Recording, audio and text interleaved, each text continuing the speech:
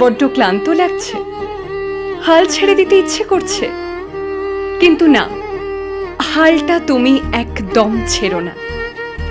বিশ্বাস করো, এই পৃথিবীতে না জিতে যাওয়া মানুষের গল্প সবাই শুনতে চায়, কিন্তু হেরে যাওয়ার গল্পটা, ব্যর্থতার গল্পটা শোনার লোকের সংখ্যা বড্ড কম। যদি একবার এই স্ট্রাগল পিরিয়ডটা ওভারকাম করে তুমি জিতে যাও, তো তোমাকে কনগ্রাচুলেশনস বলার লোকের কিন্তু কোথাও অভাব হবে না।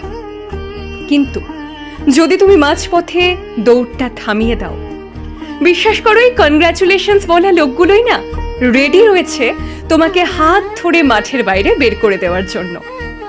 তাই যদি বাঁক আসে জীবনে, তো গতিপথ বদলাও, স্ট্র্যাটেজি বদলাও, কিন্তু থেমে যেও না, একদম না।